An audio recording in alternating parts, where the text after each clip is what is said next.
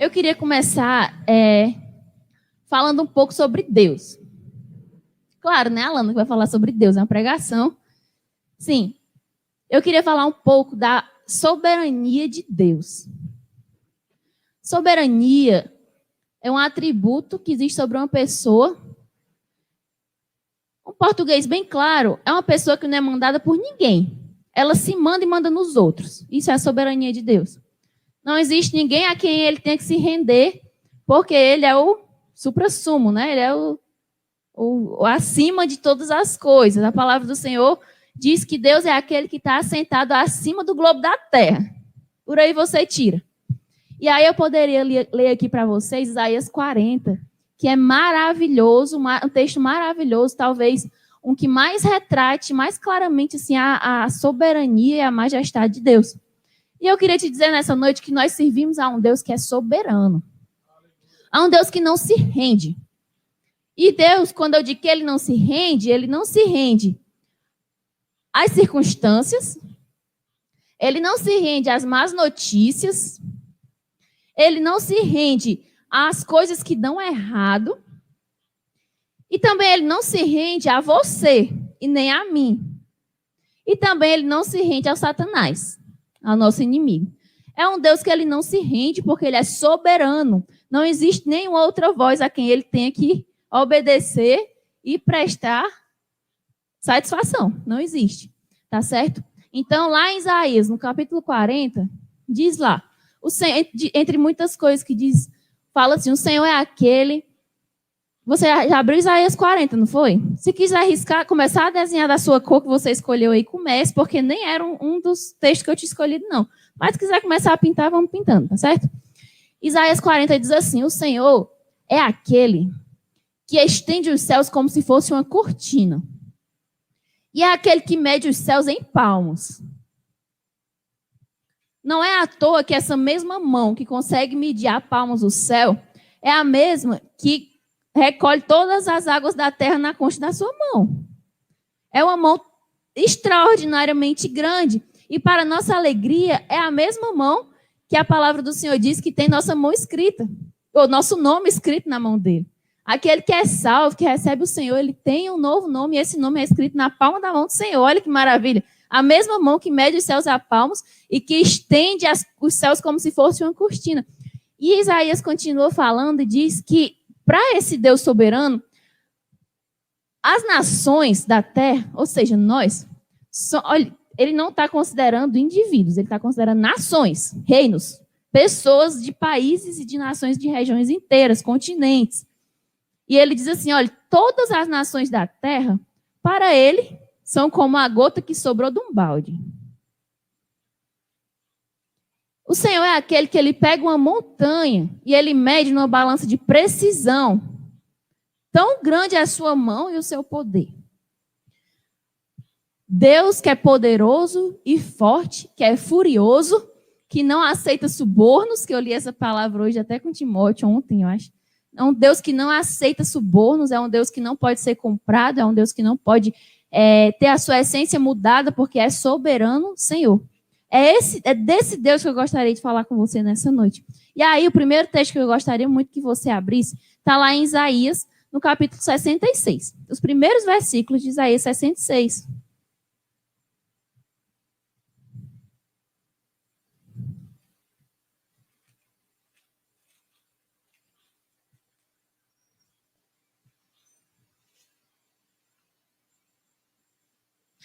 Fala um pouquinho mais da majestade e da soberania de Deus. Esse texto diz assim, ó, assim diz o Senhor, o céu é o meu trono, e a terra o escabelo dos meus pés. Que casa me edificaríeis vós? E que lugar seria o do meu descanso? Porque a minha mão fez todas estas coisas, e todas estas coisas foram feitas, diz o Senhor. E aqui, a partir desse texto aqui, essa partezinha que a gente vai ler agora, tem uma chave, tem um mistério e tem um start que eu queria que desse aí na sua vida. A gente viu aqui a soberania, a majestade, a grandeza e o poder do Senhor. Mas aí o finalzinho desse versículo 2 nos mostra um Deus que, apesar disso tudo, não está longe, ele está muito perto.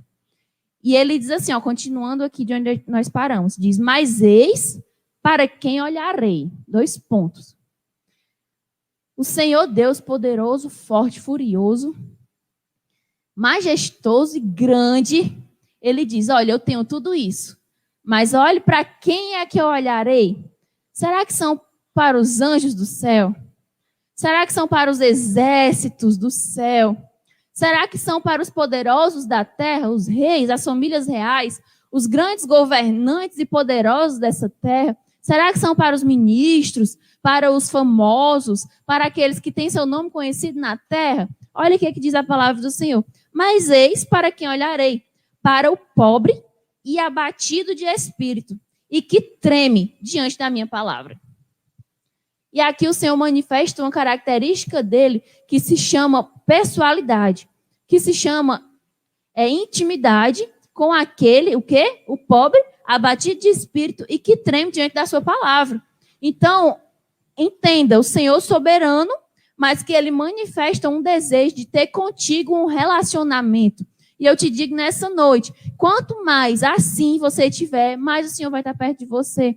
Se você hoje está aqui abatido de espírito, você está se sentindo pobre e você está tremendo diante da palavra do Senhor, é bem provável que o Senhor esteja aí bem pertinho de você.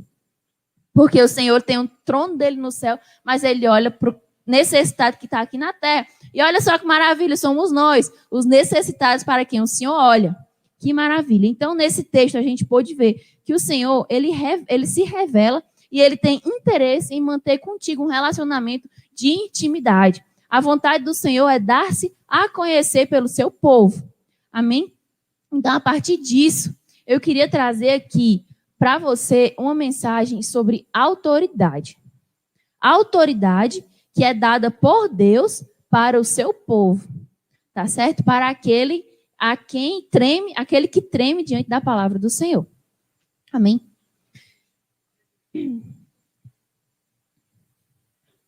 Sendo assim, eu queria convidar você para ir lá em Gênesis. Você fecha a Bíblia, tá? Fechou assim, aí você abre a capa e vai para o primeiro capítulo de Gênesis. No princípio. A gente vai ler o capítulo 1, no versículo 26, tá certo? Esse texto aqui fala da criação do mundo, quando o Senhor estava criando os seres viventes, os animais. E aí o Senhor disse, a partir do versículo 26, e disse Deus, façamos o homem a nossa imagem, conforme a nossa semelhança. Ponto. De todos os animais da terra, de todos os seres viventes, de todas as coisas criadas, o Senhor disse que ia fazer um homem à sua imagem e semelhança. Entre todos os animais, o homem não era o mais poderoso, porque existiam leões, existiam bichos muito maiores. Não era o maior, porque existiam elefantes, hipopótamos, rinocerontes, girafas. Mas o Senhor disse que criaria o homem à sua imagem e semelhança. Então, os outros animais e coisas foram criados pelo poder da palavra. Mas sobre o homem, ele depositou o seu espírito e o fez conforme a sua imagem e semelhança. Entende? Mais uma prova de que o Senhor é um Deus que quer ter com o homem uma comunhão, uma conexão, uma intimidade. Tá certo? E olha a consequência disso, continuando no versículo 26.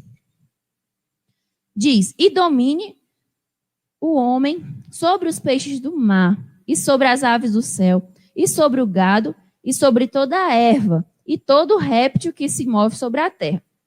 Então, veja só, o Senhor deu-se a conhecer do homem. A palavra do Senhor diz que Deus, o próprio Deus Pai, ele descia todas as tardes, e o pastor Wesley gosta dessa palavra, e ele diz que o Senhor passeava pelo jardim com o homem.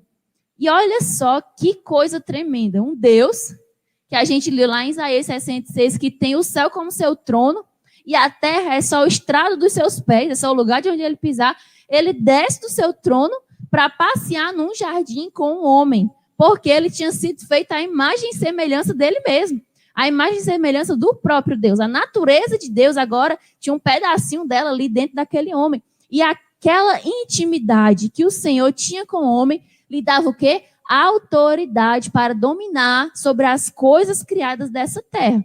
De novo, aqui no versículo 26, olha só, façamos o homem à nossa imagem conforme a nossa semelhança. Isso é intimidade. E domine sobre peixes do mar, aves do céu, sobre o gado, sobre a terra e sobre todo o réptil.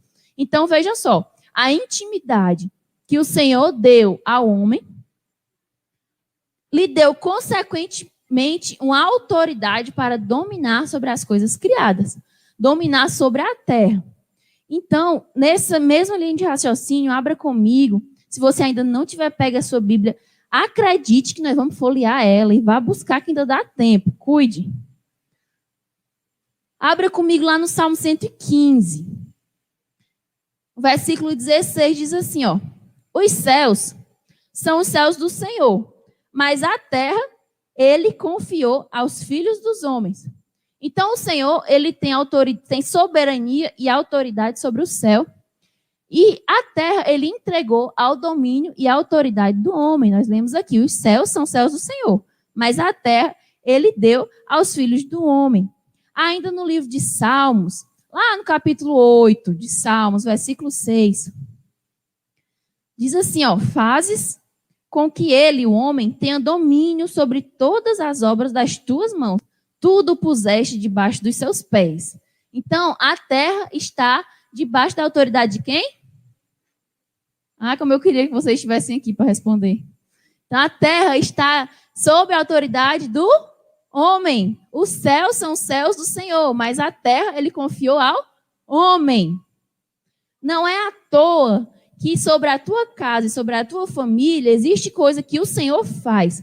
E essas coisas são as impossíveis e as improváveis. Mas existem coisas que é para você fazer porque o Senhor te deu autoridade sobre a terra onde você está. Então, os céus são dele, mas a terra ele confiou ao homem. Sabe? Então, existe uma porção que é para o homem fazer, para a gente fazer. Nós fazemos, eu, você, todos nós fazemos, porque o Senhor deu a terra para a gente dominar. A gente leu aqui em 3 textos diferentes. Desde lá no Éden, desde Adão, o Senhor deu a terra e disse: domine sobre todas as aves do céu e os animais da terra e os peixes do mar. E aí continua ali a história de Adão com o homem, Adão com Deus, perdão. E aí o Senhor diz assim: olha, Adão, agora você vai dar nome. Não, Deus teve uma ideia, né? Disse: todos os animais têm um par. Adão não tem, então eu vou fazer uma ajudadora. Uma ajudadora para Adão. Aí eu achei engraçado isso quando eu estava lendo, porque o versículo diz isso, né? Vou dar uma ajudadora para Adão. Aí o próximo versículo, eu estava esperando o quê? E Deus colocou Adão para dormir, tirou a costela e fez a Eva, né? Achei muito engraçado. Ele disse: eu vou dar uma esposa a Adão. Aí o versículo seguinte é o quê? Adão, saia pelo jardim, nomeando todos os animais. Aí a palavra de Deus diz que Adão deu nome a todos os animais. Aí depois, Deus colocou Adão para dormir e fez da sua costela a Eva. Gente, se Adão tivesse começado a dar aqueles bichos tudo, com a mulher do lado, ele estava até hoje para terminar. Porque a Eva ia olhar para o hipopótamo e ia dizer: olha como ele é fofinho, tem a carinha tão redondinha, mas ele é tão grande, ele não pode ter um nome fofo, porque ele é grande e é imponente. Vixe, ele abre a boca num ângulo gigantesco, que bicho é esse? E Adão, tá bom, o nome dele vai ser... Aí dizia um nome fofo, fala, não, mas ele não pode... Enfim, aí a Eva chegava e olhava um bichinho, olha, o leão, ele deve ser bem mansinho, né? E de fato era, que lá o animal, a ovelha e o leão pastavam juntos, né? Mas enfim, o fato é que ele não teria terminado de nomear os bichos da terra se tivesse um, né? Badalando no pé do vidro dele ali. Apesar do que, eu acho que teriam sido nomes muito mais criativos, né? Mas, enfim, não vem o mérito da palavra, não é esse. O fato é que primeiro ele nomeou os bichos, depois foi que Deus fez a Eva. Quando ela chegou, estava tudo nomeado já. Ótimo. Metade do trabalho já estava feito. Enfim. O Jardim do Éden era a perfeição. Tudo perfeito. Tudo maravilhoso. Porque a intimidade que Deus tinha com o homem lhe dava autoridade sobre aquele jardim. Lhe dava autoridade. E olha, não confunda autoridade com soberania. A autoridade é o poder para você fazer alguma coisa em nome de alguém que está sobre você. É a autoridade. Soberania é você não ter ninguém sobre você. Você não é mandado por ninguém. O Senhor nos deu autoridade, mas Ele continua soberano sobre nós. E nós continuamos tendo que nos submeter e nos render à sua soberania em obediência. Tá certo? Continuamos a história. Ainda lá em Gênesis, eu fiz você desmarcar, né? Mas não tem problema não. Fecha a Bíblia de novo, abre lá no comecinho de Gênesis. E a história continua. O fato é, um homem, uma mulher, que tem comunhão com o Senhor, que tem intimidade com o Senhor, é um perigo para Satanás. Porque a intimidade que nós temos com Deus nos dá autoridade para atuar nessa terra em nome de Jesus. Em nome de Deus, lá nos evangelhos, o Senhor diz, olha, em meu nome, isso é autoridade. É uma carta outorgada, é um papel assinado dizendo, você pode atuar no meu nome. Pode atuar e dizer que fui eu que mandei. Isso é autoridade dada pelo Senhor. Lá nos evangelhos, Jesus fala, olha, em meu nome, vocês falarão novas línguas, vocês expulsarão demônios, vocês curarão enfermos e farão coisas maiores do que as que eu fiz. Isso é autoridade. E um homem, uma mulher que tem intimidade com Deus, é um perigo para o inferno, para Satanás e para o inimigo. Porque ele faz se cumprir na terra, que é de domínio do homem, a vontade do céu. Porque ele tem um link com o soberano Senhor, que lhe deu autoridade para dominar sobre a terra. Vocês estão comigo nessa linha de raciocínio? Não perca a linha de raciocínio. Pare de escrever. Depois você volta na pregação e vai pausando para ir escrevendo. Senão você vai se perder. Detectada a ameaça, Satanás, capítulo 3 de Gênesis, diz, ora, a serpente era mais astuta que todas as alimárias do campo que o Senhor Deus tinha feito. E esta, a serpente, disse a quem? A mulher. É assim que Deus disse, não comereis de toda a árvore do jardim. E aqui começa a ser ameaçada a autoridade que Deus deu ao homem. Porque o inimigo, ele entendeu que aquela autoridade dada por Deus, pela intimidade que Deus tinha com aquele povo, era um perigo, era uma ameaça ao reinado de Satanás. E aí ele identifica isso, entra num animal, mais astuto, e vai se comunicar com a Eva. E aí ele faz essa pergunta aqui, e preste atenção. Se você ainda não está prestando atenção, preste a partir de agora. Ó. Olha o que foi que Satanás perguntou à mulher. É assim que Deus disse, não comereis de toda a árvore do jardim? Foi isso que Deus tinha dito, que eles não poderiam comer de todas as árvores do jardim? Não, faz de conta que tem gente, né? Foi isso que Deus tinha dito, que eles não eram para comer de nenhuma árvore do jardim? Não, não foi.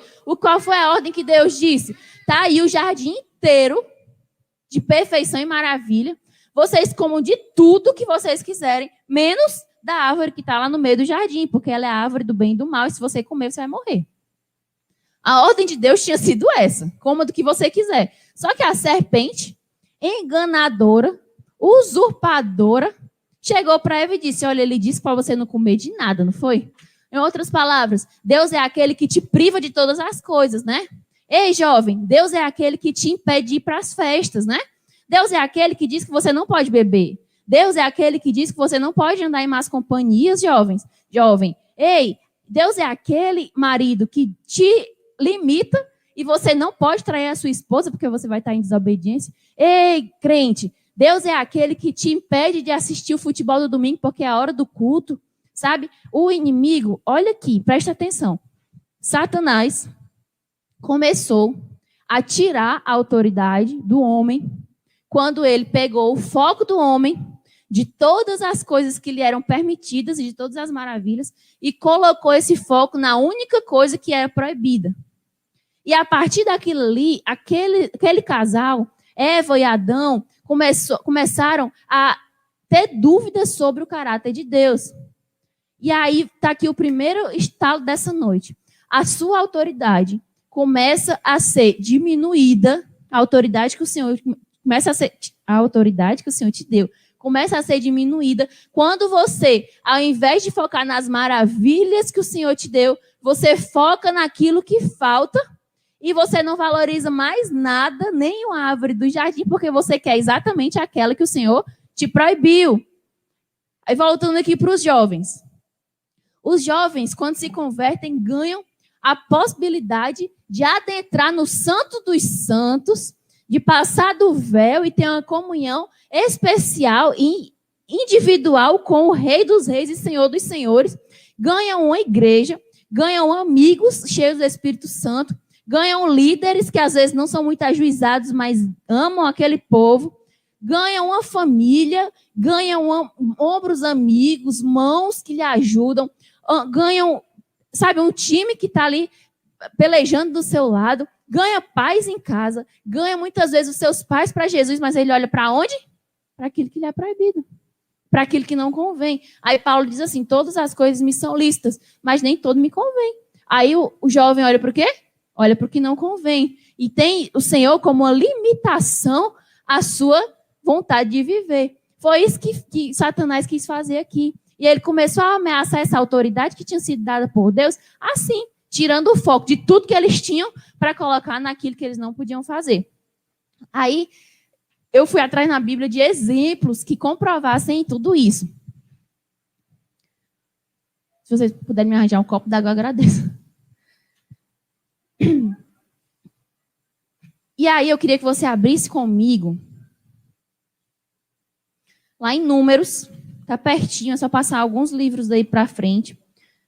Números no capítulo 11. O contexto era o seguinte, o povo tinha sido liberto das mãos de Faraó no Egito. Tinha sido liberto do jugo da escravidão. Havia uma promessa do Senhor sobre aquele povo, que no tempo determinado o Senhor enviaria um libertador, e aquele libertador tiraria aquele povo daquela escravidão, e eles iriam rumo até aqui, havia sido prometida lá a Abraão, lá atrás. Existia uma promessa, e aquele povo, ele viu a manifestação poderosa de Deus ali naquele lugar. Eles viram 10 pragas sendo enviadas, eles viram um coração duro, endurecido de Faraó sendo quebrantado e liberando aquele povo. Quando eles saíram do Egito, eles receberam uma coluna de fogo para esquentar da noite e receberam uma nuvem que andava sobre eles de dia para proteger do sol e para mostrar o caminho, apontar qual era o caminho. E aí eles veem o milagre de Deus quando o Mar Vermelho se abre e eles passam a pé enxuto. Quando chegam do lado de lá, olham para trás e o mar se fecha sobre os egípcios e eles são submergidos pelo poder da palavra do Senhor, sabe? Aí lá mais na frente eles reclamam que estão com fome. E aí o Senhor faz o quê?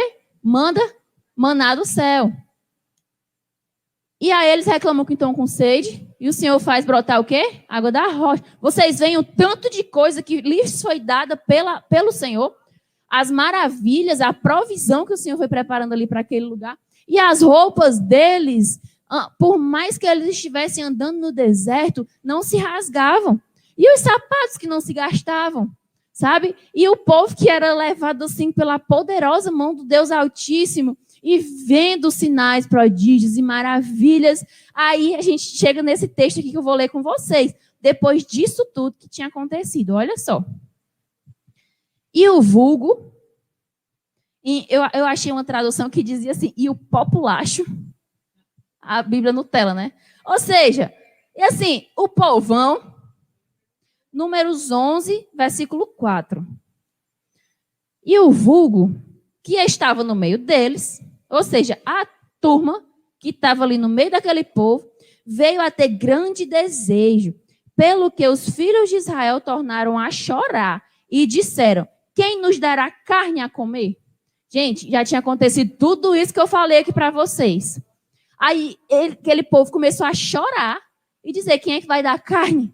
Está faltando carne. Já tinha pão, tinha água, tinha roupa que não rasgava, tinha sandália que não se gastava, obrigada. Tinha sandália que não se gastava, tinha paz, tinha tudo, tinha nuvem, tinha direção, tinha orientação, tinha Deus que descia lá no monte para falar com Moisés para orientar, tinha uma promessa sobre todas as coisas, tinha uma promessa de habitar numa terra que mana leite e mel, uma terra de paz, sabe? E aí o povo disse o quê? Está faltando carne. Eles não olharam para isso, assim como Adão e Eva não olharam para as belezas do jardim, olharam só para a árvore que lhes era proibida. Eles não olharam para o maná, para as roupas, para os sapatos, para a paz, para a promessa, olharam só para a carne que faltava. E eu continuo lendo, diz assim, ó, nós estamos nos lembrando dos peixes que no Egito comíamos de graça, e dos pepinos, e dos melões, e dos porros, e das cebolas, e dos alhos. Mas agora, olha aqui esse versículo 6. Mas agora a nossa alma se seca. Coisa nenhuma há, senão esse maná diante dos nossos olhos. Gente, aquele povo olhou para o milagre e disse, eu não tenho nada, só esse milagrinho aqui. Gente do céu, e a gente olha, esse povo tem vontade de fulminar, mas às vezes a gente faz a mesma coisa. A gente tem casa, a gente tem marido, a gente tem saúde, a gente tem emprego, a gente tem menina, a gente tem o que comer, a gente tem uma cama para dormir, a gente tem uma glória a Deus para dar, a gente tem uma chateação para ter, porque até a chateação que a gente tem é porque tem gente convivendo com a gente, é sinal de que a gente não está só, porque quem não tem satisfação é porque vive só, não tem ninguém para lhe aperrear, sabe? A gente tem um marido, às vezes para dar trabalho, mas a gente tem um marido. A gente tem um filho que precisa de oração todo dia, mas a gente tem um filho. A gente tem um emprego que a gente precisa acordar cedo todo dia, pegar um ônibus lotado, se expor no meio do mundo, mas a gente tem um emprego. A gente tem uma comida que não é um caviar, uma comida mais cara do mundo, mas é uma comida que farta e dá saúde e te levanta. E a gente olha e diz, eu não tenho nada, só o maná que Deus mandou do céu. Só o maná? Como assim só o maná? Como assim eu não tenho nada? Só o milagre de Deus. Gente, a gente precisa alinhar os nossos olhos e olhar para as maravilhas que Deus fez. E Adão e Eva, se eles tivessem olhado para tudo que lhes era permitido, eles não teriam se iludido com a árvore que lhe era proibida. Aquela árvore era nada à frente de tudo que eles tinham. Aquela carne que faltava era nada diante de todos os milagres que eles já tinham. E o que é que falta na tua vida para que você esteja desse jeito, dizendo, eu não tenho nada, a minha vida é triste, a minha vida é de murmuração, a minha vida é de perturbação, a minha vida é de chateação. Eu queria mesmo era a vida daquela outra mulher, que o marido é uma bênção, que os filhos são crentes, que o emprego é bom. E aí, você sabe o que é que ela passa de noite lá quando ela ora? Você sabe o que é que ela ouve do Senhor, os puxões de orelha, quando ela se ajoelha? Gente, que nós não sejamos como esse povo que olha para o milagre do Senhor e diz, não tenho nada, só isso, só o Senhor. Eu só não tenho nada, só o Senhor por mim. Aí quando a gente lembra do Deus soberano que nós lemos lá no começo, será que você tem coragem de dizer assim, eu não tenho nada, só um Deus que mede os céus a palmos. Eu não tenho nada. Só um Deus que estende o céu como se fosse uma cortina e na hora que ele quiser, ele desestende e não tem mais céu. Eu não tenho nada, só tenho ele. Isso é razoavelmente, dá para entender isso? Não dá. Um povo que perdeu a sua autoridade porque colocou os olhos no lugar errado. Nessa noite, clame ao Senhor para que ele redirecione a tua visão para o lugar que você tem que olhar. Tem coisa maravilhosa para você olhar. Não queira olhar só para aquilo que te falta. Tá certo? Porque sempre vai faltar. O Senhor Jesus olhou para o jovem rico e ele tinha tudo. E ele disse, falta-te uma coisa. Você tem riqueza? Você tem uma roupa azul, que era sinal de status? Você já obedece os mandamentos? Você já é um bom cristão? Você já é um bom crente? Falta-te uma coisa. E cada um de nós, se chegasse diante do Senhor e apresentasse nossas obras e a nossa fé, e o Senhor ia dizer, ainda falta alguma coisa. Falta, que a gente está aqui na terra. Se não faltasse nada, tinha virado onde estava lá no céu. Sabe? Falta alguma coisa. E sempre vai faltar alguma coisa. Sabe por quê? Porque nós somos seres do céu. A nossa pátria é o céu e a gente está numa pátria estranha, numa terra estranha, num povo estranho. Então vai faltar alguma coisa enquanto a gente não estiver na eternidade, porque o nosso coração tem anseio pela eternidade. O nosso espírito tem saudade da comunhão do céu com o Pai, porque nós somos gerados, foi lá. Não foi só na barriga da nossa mãe. A gente foi gerado lá no céu e enquanto a gente não estiver lá de novo, vai faltar alguma coisa. Só que a gente precisa entender que o que falta não é maior do que o que o Senhor já deu. Não é maior. Nada do que acontecer vai ser maior do que o próprio Filho que se entregou por nós, por amor a mim e a você. Nada, nem emprego, nem concurso, nem filho, nem milagre, nada vai ser maior do que o Senhor já fez, que foi dar a sua própria vida por amor de nós. E aí, a palavra do Senhor continua, ainda que no livro de Números, um pouquinho mais para frente, no 14, Números 14, no versículo 27, isso aqui é o Senhor indignado. Depois falou o Senhor a Moisés e a Arão, dizendo: até quando sofrerei essa má congregação que murmura contra mim? Tenho ouvido as murmurações dos filhos de Israel, com o que murmuram contra mim. O Senhor ouve a murmuração. Números, capítulo 14, versículo 26 e 27. O Senhor ouve a murmuração, viu? O mesmo Deus que escuta a oração é o Deus que escuta a murmuração. O mesmo Deus que recebe a adoração é o Deus que escuta quando você está reclamando porque está faltando carne. Tendo toda a provisão, ele já tendo derramado. O Senhor escuta a murmuração e ele disse: até quando eu sofrerei essa má congregação? Tenho ouvido as murmurações dos filhos de Israel, com o que murmuram contra mim. E lá mais na frente, existe uma palavra que dói lá no coração da gente, que por incrível que pareça, eu não anotei aqui.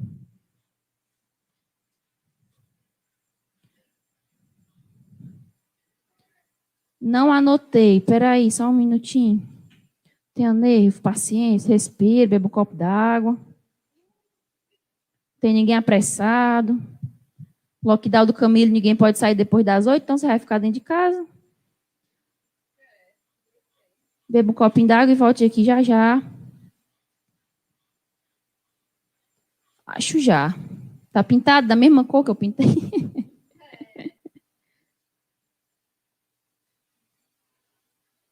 Achei não. Se vocês estiverem aqui e quiserem procurar, é uma palavra que diz assim: aquele povo não entrou na terra por causa da sua incredulidade. E aí eu queria falar um pouquinho de incredulidade aqui. Se achar, vocês me dizem para eu dizer para o pessoal aqui. Quando você olha para aquilo que falta e não olha para as maravilhas que o Senhor te deu, sabe o que você está fazendo? Duvidando do caráter de Deus. E sabe o que é dúvida sobre o caráter de Deus? É incredulidade. E sabe o que é incredulidade? É pecado. E sabe o que é pecado? É a isca que Satanás jogou lá na Eva. E ela pegou a isca. E quando ela pegou a isca do pecado, ela perdeu a intimidade com Deus. E sabe o que acontece quando se perde a intimidade com Deus? Se perde a autoridade que lhe foi dada pelo soberano Senhor. Olha para o lugar errado. Perde a visão. Perde o link aqui das coisas que o Senhor já fez e olha só para aquilo que te falta. Aquilo ali causa no seu coração uma dúvida acerca do caráter de Deus. Por mais que você não diga isso, eu estou duvidando do Senhor, o seu coração duvida, porque quando você pensa assim, eu devia ter isso e não tenho, você está dizendo, se eu fosse Deus, eu já tinha me dado isso. Se eu fosse Deus, se eu pudesse, eu já tinha colocado isso aqui que me falta na minha vida. Você está dizendo, Senhor, se eu fosse Deus, eu reinaria melhor do que você. Modéstia à parte. Se eu tivesse no teu lugar, eu já tinha resolvido essa situação aqui. Eu já tinha me dado um filho de presente, eu já tinha me dado um concurso, se eu fosse Deus, eu governaria melhor. Estou dizendo. Você não diz com a sua boca, não, mas a gente pensa com nossa mente. Sabe? Chega ao nosso coração. Quando você diz, eu devia ter isso, você está duvidando do caráter de Deus. E a dúvida sobre o caráter de Deus é a incredulidade. E a incredulidade é um pecado terrível. E o pecado te tira da intimidade. E quando você sai da intimidade, você perde a autoridade. Agora me diga para que é que serve uma pessoa, um homem, volte lá para o Jardim do Éden. Um homem não é o maior animal. Não é. Não é o mais forte. Não é. Para que é que serve um homem na terra, sem ser o maior e nem o mais forte? e tendo perdido o diferencial que ele tinha diante de todos os outros, que era o Espírito de Deus, para que é que serve? Me diga aí. Não tem força, não tem tamanho, e sem o Espírito e sem a autoridade que lhe foi otorgada? Para que é que serve? Misericórdia, você pode dizer? Misericórdia.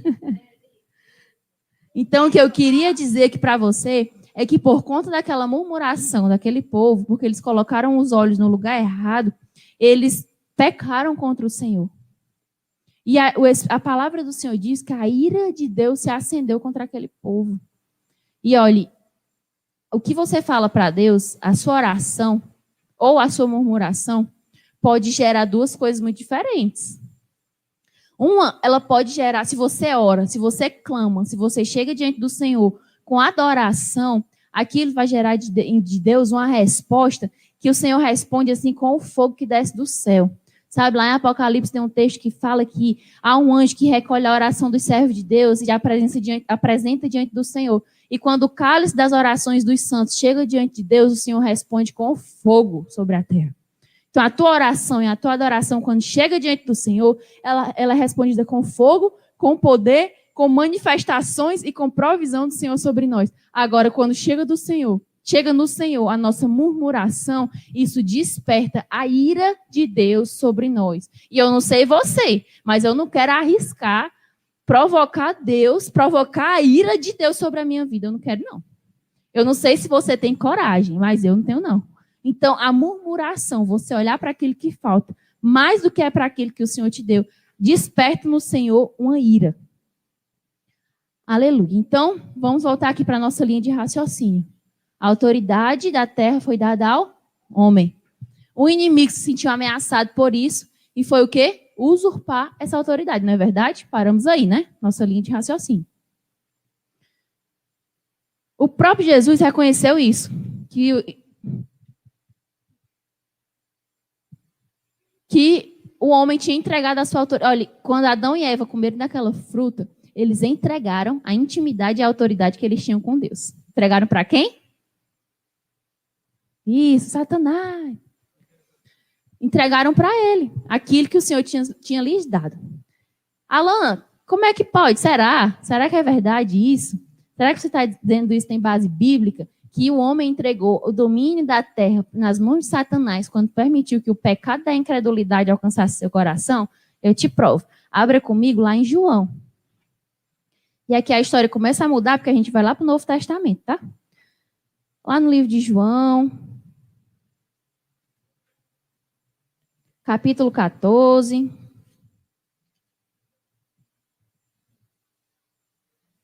Versículo 30. E se você não acredita no que eu estou dizendo, pode ser que você acredite no que o próprio Jesus disse aqui nesse texto. Foi ele que disse, não fui eu.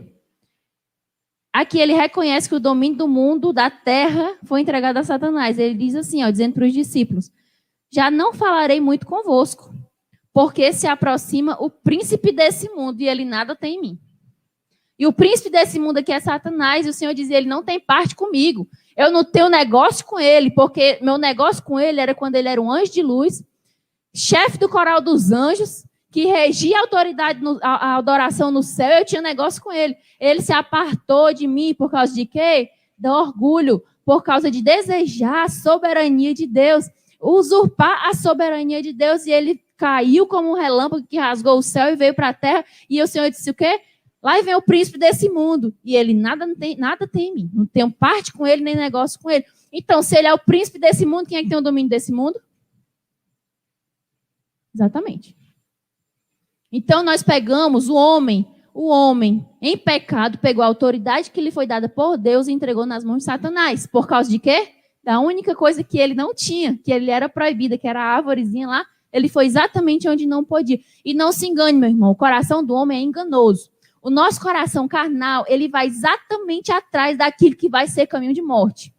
O nosso coração enganado por Satanás, sabe? O inimigo, ele quer colocar a nossa visão do jeito que ele fez aqui, tirar daqui das maravilhas e botar aqui na escassez. E o nosso coração é enganoso porque ele vai exatamente para onde?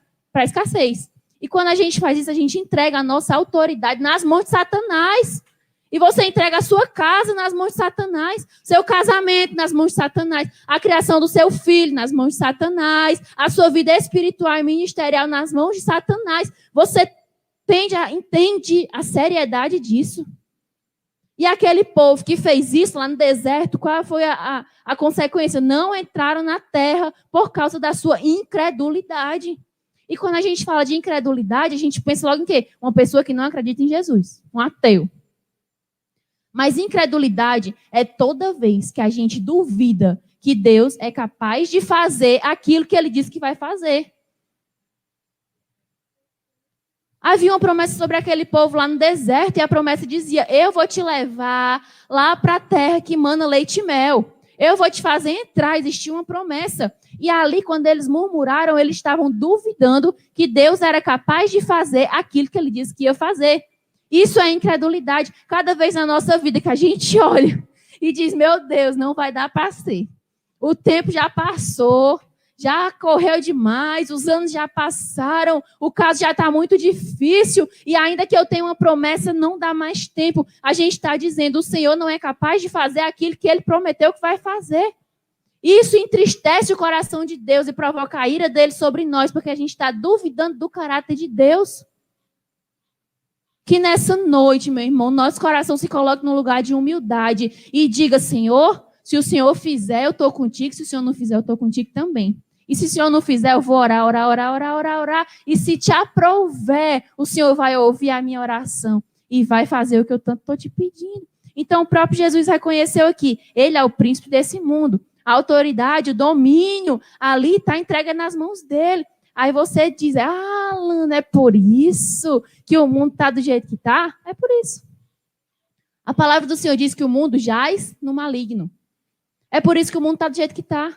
É por isso que as notícias são as piores. É por isso que tem pai matando filho, filho matando pai, mulher esquartejando marido, facção matando a outra, e uma guerra, uma coisa, e morte, e doença, e terror, e má notícia. É por isso? É por isso. Porque o príncipe desse mundo é Satanás. O próprio Jesus disse isso. E aí, Alana, tá sem jeito? Tá sem jeito? Será que tem jeito para nós? Se você estiver aí na sua casa do jeito que eu fiquei quando eu estava recebendo essa palavra, eu fiquei, até disse para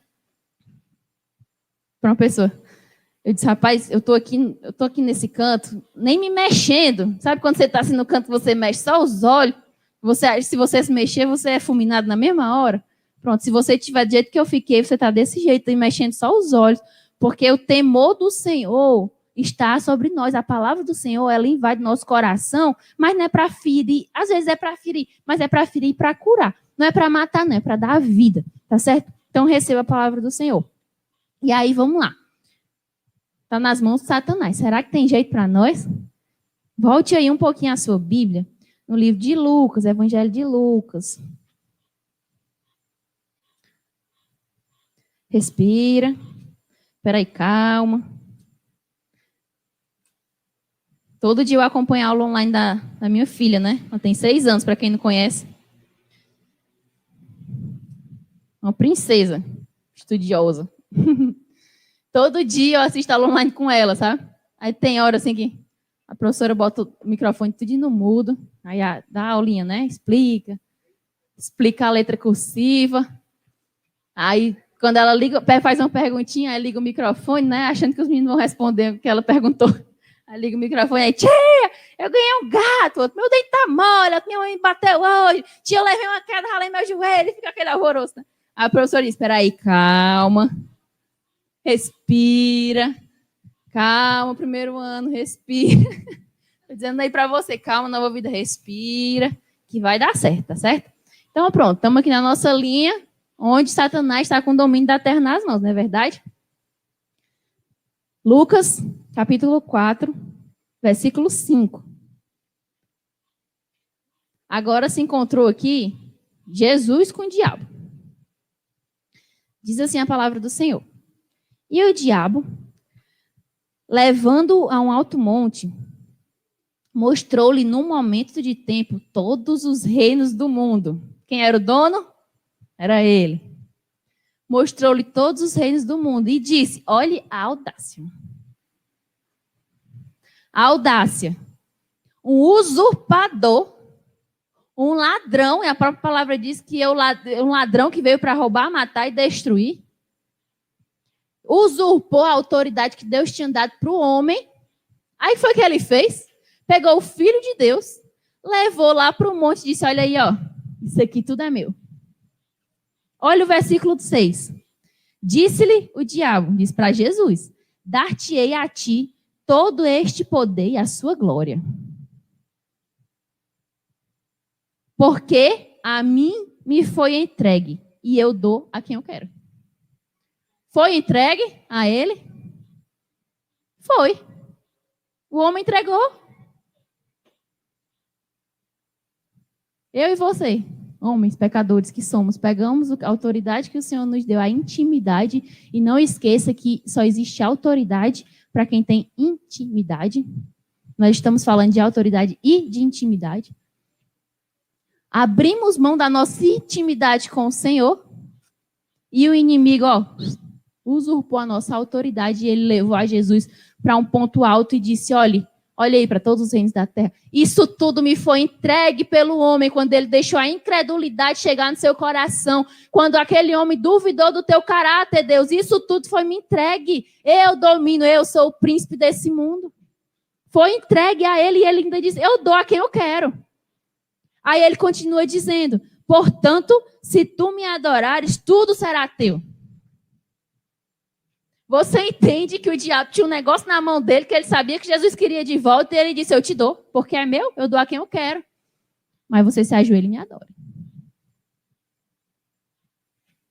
Você entende que o inimigo faz isso com você? A gente larga a mão das rédeas que o Senhor colocou na nossa mão, para a gente tomar de conta. E aí, quando chega lá na frente, que as rédeas estão na mão do inimigo, ele olha para a gente e diz, eu te dou de volta, mas tu se ajoelha e me adora. Ei, Jó, amaldiçoa teu Deus e morre. Custo de quê? Custo de vida, custo de alma, custo de sangue. Agora não mais o sacrifício do cordeiro perfeito, agora é o sacrifício da tua alma. Se você se ajoelhar e adorar.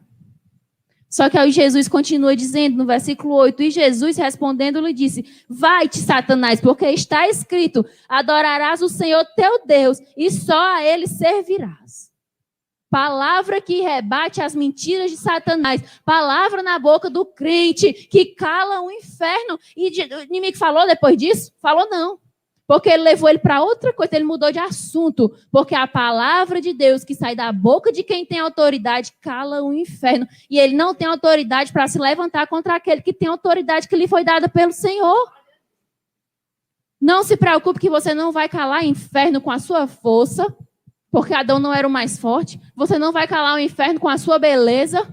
Você não vai calar o inferno com seu conhecimento, com o seu cargo, com o seu título. Você só vai fazer parar o inferno se na tua boca houver a palavra de Deus que diz, sai, Satanás, em nome de Jesus, porque só ao meu Deus eu adorarei, só a ele prestarei culto.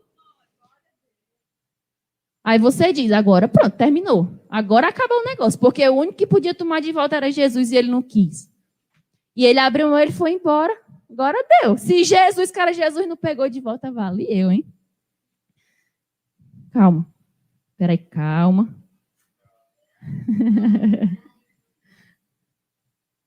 Aí você me pergunta assim, Alana, Deus, você começou essa pregação falando da soberania de Deus. Foi, comecei falando da soberania de Deus. Aí você diz, tá, Deus é soberano, ele deu uma autoridade para o homem que foi usurpada pelo inimigo. Por que aquele mesmo Deus soberano, ele não tomou de volta aquela autoridade que ele já tinha dado? Gente, se Deus se confrontasse com o diabo, cara a cara, você acha que sobrava diabo? Eu acho que não. Por que ele não foi lá? Deus soberano, criador do céu e da terra e dos confins da terra e de tudo que nela há, criador das maravilhas do céu. Por que ele não foi lá e não tomou de volta? Usando a sua soberania, usando todo o seu poder e a sua glória. Gente, Deixa eu dizer para você aqui uma coisa, olha, Deus, ele não nega a si mesmo. Ele não diz uma coisa para depois ele desdizer aquela coisa que ele disse. Porque a palavra do Senhor diz que ele não é homem para que minta, nem filho do homem para que se arrependa. E aí, se ele voltasse atrás e dissesse, olha, eu dei para o homem vacilou, foi roubado, então eu vou lá e vou tomar de novo para mim, ele estava negando-se a si mesmo. Então, quem tinha autoridade para tomar de volta? Aquele que tinha sido roubado, o homem. Não Deus, na sua majestade. Se ele quisesse, ele podia? Podia, mas ele não queria. Porque ele estaria negando-se a si mesmo. Aí, o que ele faz? Isso aqui é o mistério mais maravilhoso que existe na vida, na Terra, do universo das galáxias, como diz minha filha. O mistério do céu. Deus, na sua soberania de Deus Criador, ele não foi lá e tomou das mãos do diabo a autoridade. O que foi que ele fez? Ele se fez homem, para que na forma de homem, ele tivesse a capacidade de tomar de volta aquilo que tinha sido roubado dele. E é por isso que a palavra de Deus chama de Jesus de quê? O filho do homem. Por quê? Porque ele se fez homem para tomar de volta das mãos do diabo aquilo que tinha sido roubado lá no Éden. Você entende a chave que vira do evangelho na nossa cabeça? Deus que abriu mão da sua majestade, do seu poder que ele tinha e se fez homem para que através disso ele não negasse a si mesmo e ele tomasse de volta aquele que tinha sido roubado. O fato é que, para provar para o inimigo, pronto, para provar para o inimigo que o homem em Deus tem capacidade de tomar das mãos dele aquele que ele rouba. Você em Deus tem capacidade de tomar de volta aquilo que te foi roubado. Restitui, eu quero de volta o que é meu, o Senhor me deu, eu vou atrás, eu vou perseguir, eu vou conquistar, porque o homem em Deus tem autoridade para ir tomar de volta. Amém? Glória a Deus. Abra comigo só para provar isso aqui que eu disse para você agora lá em Hebreus. Capítulo 2, versículo 14. Esse texto é tremendo, gente. Hebreus 2, 14. Diz assim: e visto como os filhos, falando de nós, filhos, os homens, participam da carne e do sangue, ou seja, são carnais, são da terra, nasce, cresce, reproduz e morre. Também ele, Jesus, participou das mesmas coisas, para que, pela morte, aniquilasse o que tinha o império da morte. Isso é o diabo. Ele se fez homem para, através da sua morte, ele aniquilar aquele que tinha o império das trevas na mão, que tinha usurpado a nossa autoridade. Se fez homem, o verbo que se fez carne habitou entre nós. Vamos para frente. Jesus vem, tem essa conversa aqui com o diabo, diz, sai, eu te repreendo, porque eu só vou adorar o meu Deus, só a ele eu vou prestar culto. E nesse momento, quando termina aquele diálogo ali, Jesus sai daquele deserto, os anjos vêm do céu para o alimentar, porque ele vinha numa jornada de 40 dias de jejum, para início do seu ministério. Olha, gente, Jesus, o Filho de Deus, o homem que se fez carne, o Senhor que veio para a terra, ele jejuou 40 dias para começar a missão que Deus tinha lhe dado. Imagine a gente. Quanto nós temos jejuado, quanto nós temos orado, quanto nós temos colocado diante de Deus aquilo que a gente pretende fazer. Se Jesus jejuou durante 40 dias, hein? E aí ele sai do deserto, é alimentado pelos anjos, começa o seu ministério, escolhe 12 discípulos, faz prodígios, sinais e maravilhas, cura leprosos, ressuscita mortos, sara enfermos, cura cegos, toca em quem ninguém tocava, mostra o seu amor, vai lá na tumba de Lázaro e ressuscita ele, porque a palavra de Deus diz que Jesus amava Lázaro, e esse amor, depois eu vou falar mais disso, não dá tempo hoje, mas o amor que fala lá no Evangelho, quando está contando a história de Lázaro, o amor que Jesus diz assim, eu amo Lázaro, ele é nosso amigo. Essa palavra amigo não é o amor que é mandamento, porque existe o amor que é mandamento, que eu e você, caiu a live, foi? Que eu e você temos que amar. Amar os nossos inimigos, diz na palavra, é mandamento.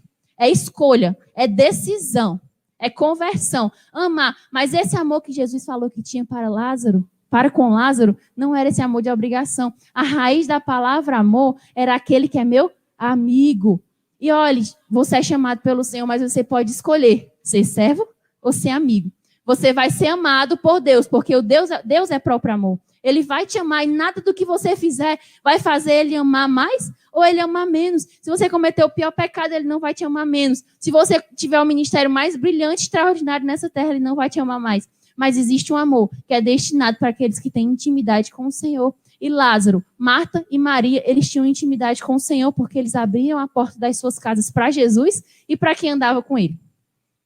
É o amor de amigo, é o amor de gostar de estar junto. É o amor que alcança, sabe, quando chegou a notícia de que Lázaro estava doente, Jesus podia ter dito, Lázaro, eu daqui te curo, lá em Betânia, seja curado em nome de Jesus. Ele não podia? Jesus não curou à distância? Curou, mas ele disse o quê? Eu vou lá. Por quê? Porque ele tinha um amor de amigo, porque ele gostava de estar perto. Ele amava aquele povo, era um povo que agradava o coração de Jesus. A gente precisa conquistar o coração de Jesus ao ponto dele gostar de vir na nossa casa. Ao ponto dele gostar de estar com a gente. Ao ponto dele ter prazer na nossa companhia. Nós com o Espírito Santo de Deus. Esse é o amor que faz a diferença na vida daquele que tem intimidade com o Senhor. O fato é que Jesus veio e exerce seu ministério. E ele morre. Ele é traído e morre. E ali naquela cruz, alguém olha para Jesus e diz... Alguém pode olhar para aquela cruz e dizer, se ele quiser, ele fulmina todo mundo que está ali. Ele fulmina exército romano, ele fulmina soldado, ele fulmina um ladrão que não creu nele, ele fulmina todo mundo e ele pode descer daquela cruz porque ele é Deus. Ele é aquele mesmo Deus soberano lá do começo. Ele é aquele que já estava lá na fundação do mundo. Ele pode, ele podia descer e aí. O fato é que ele não faz isso e ele morre. Ele diz, está consumado, e morre. E nessa hora eu imagino que houve uma festa no inferno. Eu imagino que houve assim a palavra de Deus diz que houve um silêncio e que a terra escureceu. E eu acho que à medida que a terra escurecia por causa da morte de Jesus, aquele filho do homem, o único capaz de retomar das mãos do diabo aquilo que ele tinha roubado, morre. E eu imagino que o inferno estava em festa naquela hora. Porque agora, ó, se o cara que podia tomar de volta não quis, quem é que vai poder? E o inferno faz uma festa. O fato é que nesses 3 dias que Jesus passa morto, a Bíblia não entra em detalhe em o que foi que aconteceu.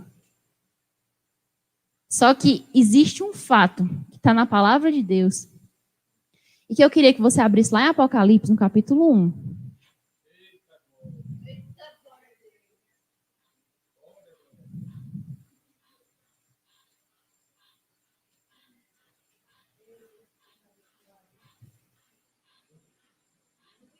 Apocalipse 1, versículo 18. Eu não sei o que aconteceu nesses 3 dias, meu povo.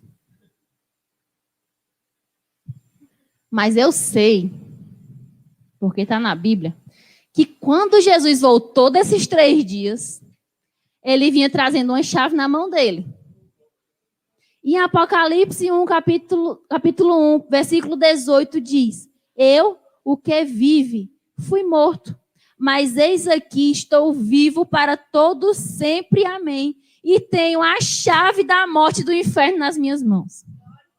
Eu não sei como foi a guerra, que eu acho que nem teve, porque não tinha sobrado. Se tivesse tido guerra, não tinha mais diabo, porque ele não tinha escapado. Mas eu só sei que quando Jesus voltou desses 3 dias, ele vinha trazendo na sua mão uma chave. E chave fala de quê? Fala de entrar, fala de poder que é dado, fala de capacidade de ir a um lugar, fala de capacidade de abrir uma porta que antes não podia ser aberta, porque a chave estava na mão do diabo. Ele tinha roubado, o ladrão que veio para matar, roubar e destruir, tinha roubado a chave, estava na mão dele. E aí ele disse, eu te dou a chave se você me adorar e se prostrar e se ajoelhar diante de mim. O Senhor disse, as coisas não funcionam do jeito que você quer. A autoridade volta para a minha mão, mas não é do seu jeito. Não é do jeito que você quer que eu me ajoelhe. O Senhor diz, é do meu jeito. É por morte. É por preço de cruz. É por preço de sangue. É por preço daquele que se deu. E você sabe qual é a diferença? Porque lá em Adão, quando ele perdeu a autoridade, sabe o que foi que ele se fez? Sabe o que foi que ele fez? Ele se escondeu atrás da noiva dele, da mulher dele. Porque ela pecou e ele pecou depois. E quando Jesus foi para o confronto, ele disse, Senhor, foi a mulher que tu me deu. Ele se escondeu atrás da culpa da esposa dele. Foi lá que o diabo pegou a chave. Aí, sabe o que é a diferença? Porque Jesus, diferente de Adão, ele não tinha pecado. Sabe quem era que tinha pecado? A noiva. Quem é a noiva? Nós. Aí sabe o que é que Jesus faz? Eu não tenho pecado, mas eu pego a culpa da minha noiva e eu coloco sobre mim e eu levo para a cruz e eu aniquilo o poder da morte e do pecado. Adão se escondeu atrás da culpa dos outros. Jesus pegou a culpa que não era dele, se colocou na frente de peito aberto e disse, eu assumo, daqui para frente sou eu. E o fato é que ele volta desses 3 dias com a chave na mão. A chave do poder, eu não sei se essa chave ele trancou lá a porta do inferno, deixou eles amarrados. Eu não sei o que foi que ele fez lá nesses 3 dias, não sei que ele tem a chave na mão dele. E aí a chave está onde? Na mão do filho do homem. Do homem, aonde deveria estar desde o começo, lá da criação do mundo. Está na mão do homem, do filho do homem, daquele que se fez carne, voltando à normalidade da criação e voltando àquilo que, conforme o Senhor tinha planejado. Aleluia. Através da morte de Jesus se restaura a intimidade. Porque a palavra de Deus diz que quando Jesus morreu, o véu do templo se rasgou. Um véu, que eu não sei se você sabe, mas não é um véu de muriçoca, como tem aqui no Ceará, não. Tem gente dos Estados Unidos assistindo, né? O pessoal dos Estados Unidos aqui no Ceará tem muriçoca. Mas tem é muito. Nessa época de chuva é que tem mesmo. E aqui tem um véuzinho que a gente bota na cama das crianças para as muriçocas, né? Não pegarem os bichinhos. Não era esse véu, não, que tinha na porta do tabernáculo do Santo dos Santos, não era esse véu mosquiteiro que a gente conhece, não. Era um véu da altura de 3 metros, a largura de 1,5 metro, se eu não me engano, se eu estiver errado, os pastores me corrijam. 3 metros por 1,5 metro, e a espessura desse véu era de 1 palmo. A espessura era mais larga do que a porta da sua casa. A porta que você tem em casa que é tão forte, né, que impede do ladrão entrar, pois o véu era 1 palmo de espessura, o véu. E a palavra do Senhor diz que, sem mão de homem, quando o Senhor Jesus morreu, esse véu foi rasgado de alto a baixo. E para quem não sabe, esse véu, ele tampava o acesso ao Santo dos Santos, que era o acesso à presença de Deus. O lugar da intimidade era tapado por esse véu. E quando Jesus morre, o véu é rasgado. O que é que isso significa? A intimidade foi restaurada. O acesso foi liberado. E a intimidade, a gente viu lá no começo que a intimidade dá o quê? Autoridade. Está vendo aí como foi que Jesus retomou a nossa autoridade? Foi rasgando o véu do templo, foi abrindo o acesso da intimidade de Deus com o homem. Aquela intimidade lá do Éden, onde Deus passeava todas as tardinhas com Adão e Eva. Andava passeando, explicando, mostrando, em comunhão com o homem. Essa intimidade foi restaurada pela obra de Jesus na cruz. Ele foi lá e ele tomou das mãos do diabo e ele não se ajoelhou, e ele não se rendeu, e ele não obedeceu, e ele não se rendeu, sabe por quê? Porque ele é soberano, e eu disse lá no começo que quem tem soberania não tem a quem dar satisfação e nem a quem se render. Então a intimidade foi restaurada, e com isso a autoridade foi restaurada junto com a intimidade. Respira, peraí, calma. Vamos voltando para Mateus de novo. Mateus 28, versículo 18.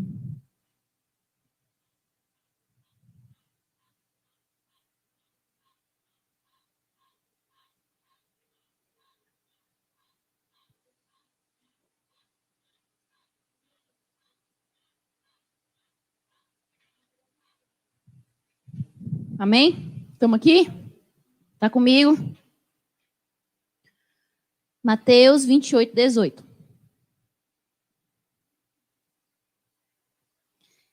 Esse texto aqui já é depois da ressurreição de Jesus, ou seja, ele já tinha ido lá nos 3 dias, certo? Já tinha voltado com a chave dele na mão. 28, 18 diz assim: E chegando-se Jesus, falou-lhes dizendo: É-me dado todo o poder no céu e na terra.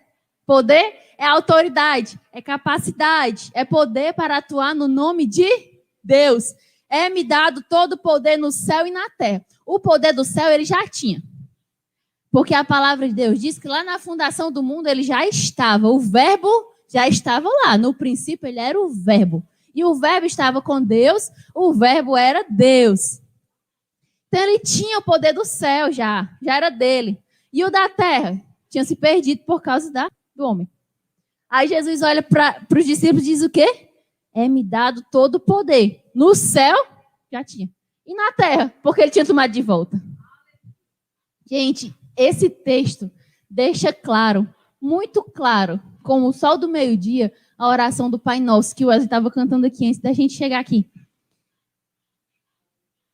Pai Nosso que estás no céu, santificado seja o teu nome.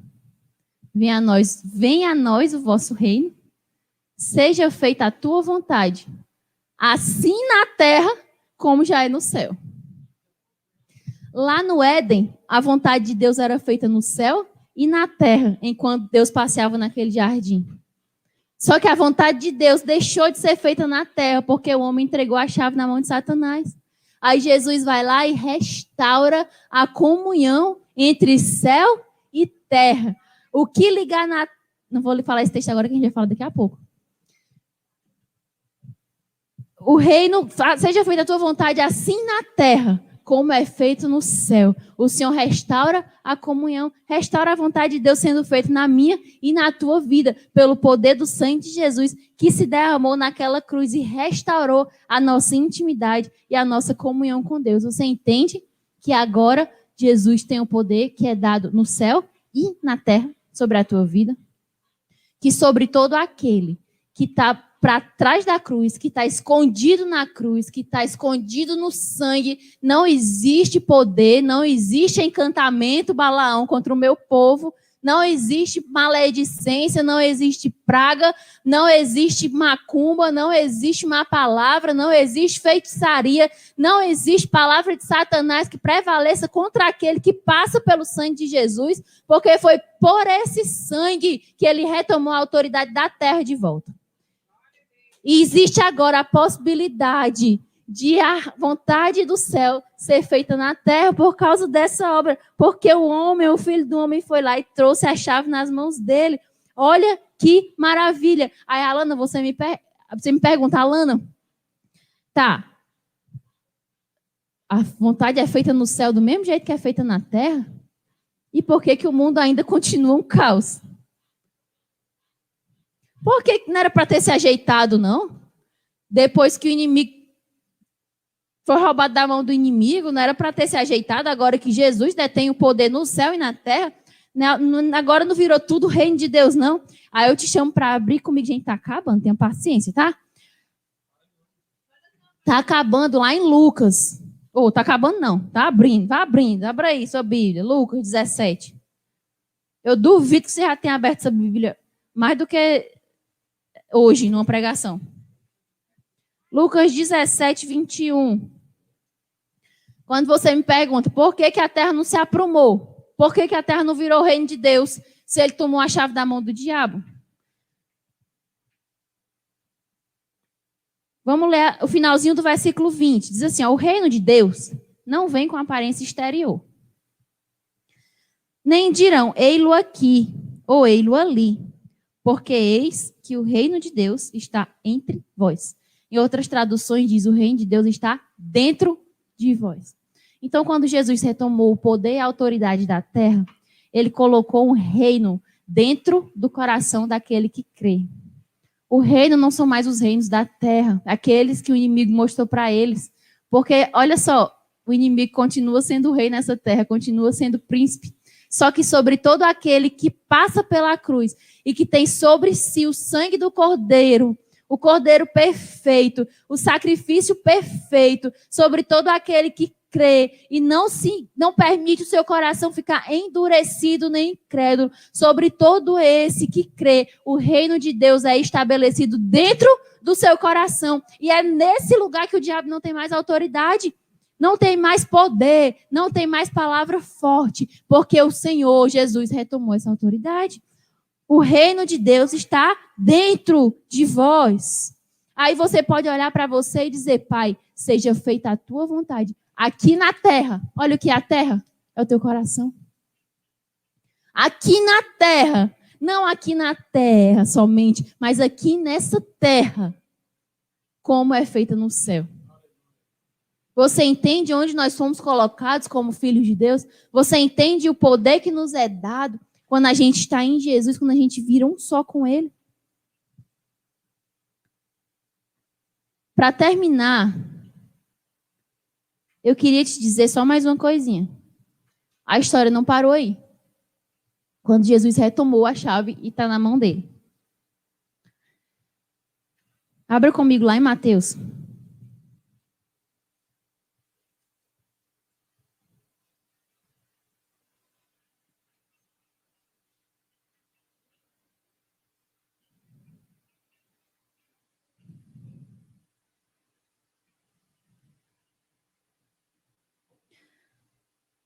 Mateus 16:15. Disse-lhes Jesus, tá? Jesus perguntando: E vós, quem dizeis que eu sou? E Simão Pedro respondendo disse: Tu és o Cristo, filho do Deus vivo. E Jesus respondendo disse-lhe: Bem-aventurado és tu, Simão Bar-Jonas, porque não foi carne e nem sangue que te revelou, mas o meu Pai que está nos céus. Pois também eu te digo que tu és Pedro, e sobre essa pedra edificarei a minha igreja, e as portas do inferno não prevalecerão contra ela. Olhe o versículo 19. E eu te darei as chaves do reino dos céus. E tudo o que ligares na terra será ligado nos céus. E tudo o que desligares na terra será desligado nos céus. A história não acaba quando Jesus tem a chave nas suas mãos. A história continua porque Jesus pegou essa chave e entregou lá na mão de Pedro. Sabe o que é Pedro? É a igreja. Porque ele diz: Tu és pedra. E sobre essa pedra eu edificarei a minha igreja. E as portas do inferno não prevalecerão contra ela. E para a igreja eu darei a chave do reino dos céus. E o que você ligar na terra será ligado no céu. E o que você desligar nessa terra será desligado no céu. Porque eu fui lá no inferno e tomei das mãos do diabo a chave que te prendia, a autoridade que o Senhor tinha te dado, e agora eu te devolvo. Aí você diz: de novo? Vai entregar de novo? Para quem deixou ser roubado, vai entregar de novo? Vai deixar de novo? Ei, o Senhor não apaga o pavio que fumega. Ei, o Senhor não despreza a cana que está rachada, gente. O Senhor entrega de novo nas mãos de quem tinha sido roubado. O Senhor confia de novo, porque Pedro passou, sabe, no sangue. Porque Pedro recebeu a revelação que o Senhor era o Cristo, o Filho do Deus vivo, e o Senhor entregou de novo. Aí você diz: de novo? Eu digo: de novo. Porque Deus é um Deus de graça e de misericórdia. E eu te digo nessa noite, se você perdeu o domínio, o poder e a autoridade que o Senhor te deu nas tuas mãos, se você perdeu, saiba de uma coisa: o Senhor Jesus é o Filho do homem que tomou esse poder de volta, essa autoridade. E olha só, Ele te entrega de novo nas tuas mãos. Você pode levantar a sua mão assim e receber de novo essa chave na tua mão. A chave, as rédeas da tua casa, as rédeas da tua família, as rédeas do teu casamento, o poder de dobrar os seus joelhos e abrir o céu, e o céu abrir sobre a tua vida, e você receber da provisão e da manifestação do poder. Aí você me pergunta assim: Alana, e o que é que vai ser diferente agora? Se ele já tinha entregado. E tinha dado errado. Ele já tinha dado autoridade, já tinha dado errado. O que é que vai ser diferente agora? Por que que a história vai mudar? Por que que não vai ser entregue de novo para Satanás? Fico com essa pergunta aí, eu termino com esse texto.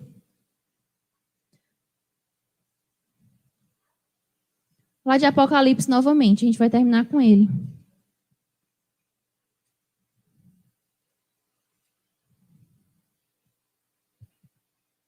Apocalipse 5, versículo 9. E cantavam um novo cântico, dizendo: digno és de tomar o livro, de abrir os seus selos. Porque foste morto. E conta. Gente, tudo faz sentido. Se eu tivesse aí desse lado, eu ia dizer, Senhor, tudo faz sentido agora. Porque foste morto. E com o teu sangue, olha o que foi que Jesus fez com o sangue dele, gente. Com o teu sangue compraste para Deus homens de toda tribo e língua e povo e nação. Jesus, através do seu sangue, comprou de volta aquilo que o inimigo tinha roubado. Ele comprou. Ele podia ter ido lá e ter tomado, mas ele comprou, ele pagou com preço de sangue a tua vida e a minha. Versículo 10. E para o nosso Deus os fizestes quem? Nós. Os fizestes reis e sacerdotes, e eles reinarão sobre a terra. Foi devolvida ou não foi?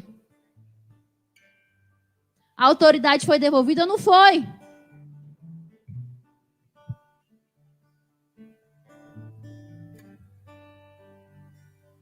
Não foi pela nossa capacidade, nem pelo nosso muito saber, mas foi pelo preço do sangue. Deus podia ter ido lá e ter tomado, porque era dele por direito. Mas ele foi lá e comprou.